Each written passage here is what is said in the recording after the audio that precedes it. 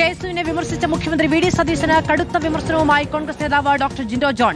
Facebook പോസ്റ്റിലൂടെയാണ് വിമർശനം. സായ് കുമാർ വിവരങ്ങളുമായി ചേരുകയാണ്. സായി, വികാരപരമാണ് ഡോക്ടർ ജിൻഡോ ജോണിന്റെ ഫേസ്ബുക്ക് കുറിപ്പ്. പട്ടാഭിഷേകം കഴിഞ്ഞാൽ വാഗ്ദാനങ്ങൾ മറക്കുകയെന്നത് രാജശീലങ്ങളാണല്ലോ എന്നാണ് ചോദിക്കുന്നത്.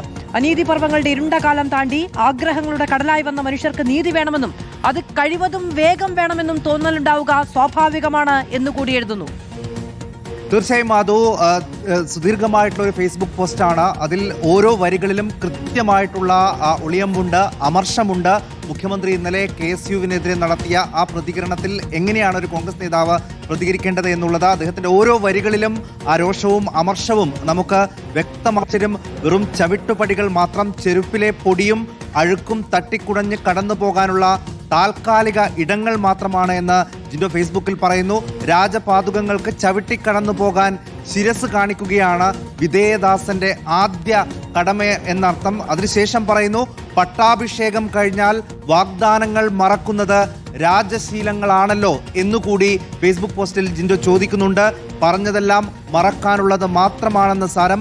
അങ്ങനെ രാഷ്ട്രീയ അൽഷിമേഴ്സ് ബാധിക്കുന്നവർക്ക് പട്ടേലയുടെ സെന്റിന്റെ മണം വിളമ്പുന്ന തുമ്മിമാർ കൂടെയുണ്ടെങ്കിൽ ന്യായീകരിച്ച് കാലം പോക്കാം. അതായത് മുഖ്യമന്ത്രിയുടെ പ്രതികരണത്തെ പിന്തുണച്ചു കൊണ്ടുവരുന്ന നേതാക്കൾക്ക് കൂടി ആ വിമർശനം പോവുകയും ചെയ്യുന്നുണ്ട്. അതോടൊപ്പം തന്നെ KSU ഇക്കാലങ്ങളിൽ നടത്തിയിട്ടുള്ള സമരങ്ങളെയൊക്കെ എടുത്തു പറഞ്ഞുകൊണ്ട് തന്നെയാണ് ജിൻഡോ ജോണിന്റെ ഫേസ്ബുക്ക് പോകുന്നത്. അനീതി പർവ്വങ്ങളുടെ ഇരുണ്ട കാലം താണ്ടി ആഗ്രഹങ്ങളുടെ കടലായി ആർത്തലച്ച് കാത്തിരുന്ന മനുഷ്യർക്ക് നീതി വേണമെന്നും അത് കഴിവതും നേരത്തെ വേണമെന്നും തോന്നാം. പക്ഷേ തീരുമാനങ്ങൾ എടുക്കപ്പെടുന്ന ദർബാറുകളിൽ പടയാളികൾക്ക് പ്രവേശനം ഉണ്ടാകില്ല എന്നുള്ളതാണ് രാജശാസനം എന്നൊക്കെ പറയുന്നു. അതിനുശേഷം ഏറ്റവും ഒടുവിൽ എത്ര പുസ്തകങ്ങൾ വായിച്ചു, എത്ര ഉത്തരങ്ങൾ കാണാതെ പഠിച്ചെഴുതി എന്നൊന്നുമല്ല, എത്ര ചോദ്യങ്ങൾ ചോദിക്കാൻ കുട്ടികൾ പ്രാപ്തരായി എന്നതാണ് വിദ്യാഭ്യാസത്തിന്റെ മികവ്. അതാണ്, അതായത് KSUക്കാർ ഇങ്ങനെ ഒരു ചോദ്യം ചോദിച്ചതിൽ ഒരു പ്രശ്നവും ഇല്ല. അതിനുശേഷം ഇത് അവസാനിപ്പിക്കുന്നതും കൃത്യമായിട്ടുള്ള ഒരു സന്ദേശം കൊണ്ട് തന്നെയാണ്. അതായത്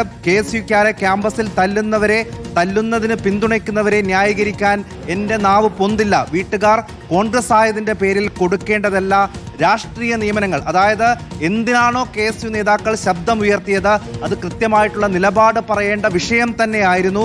അത് KSUക്കാരെ ക്യാമ്പസിൽ തല്ലുന്നതിന് പിന്തുണയ്ക്കുന്നവരെ ന്യായീകരിക്കാൻ എൻ്റെ നാവ് പൊന്തില്ല എന്നുകൂടിയാണ് ജിൻഡോ പറയുന്നത്. വീട്ടുകാർ കോൺഗ്രസ് ആയതിൻ്റെ പേരിൽ കൊടുക്കേണ്ടതല്ല ഈ രാഷ്ട്രീയ നിയമനങ്ങൾ. നിയമനം കിട്ടിയവരിൽ പലരും അകന്ന ബന്ധുക്കളുടെ പോലും വിദൂര കോൺഗ്രസ് ബന്ധം ചികയുന്ന തിരക്കിലാണ്.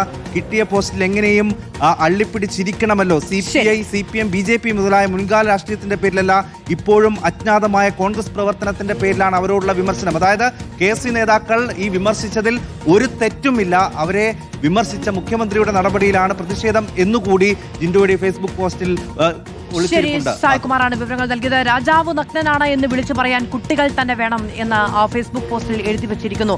ജനാധിപത്യത്തിന്റെ കാലത്ത് ചോദ്യങ്ങൾ ചോദിക്കാനും കുട്ടികൾ തന്നെ വേണം, കുട്ടികളെ അധിക്ഷേപിക്കുകയല്ല വേണ്ടത് എന്ന വിമർശനവുമായിട്ടാണ് കോൺഗ്രസ് നേതാവ് ഡോക്ടർ ജിൻഡോ ജോണിന്റെ ഫേസ്ബുക്ക് പോസ്റ്റ്. സായ് കുമാറാണ് വിവരങ്ങൾ നൽകിയത്.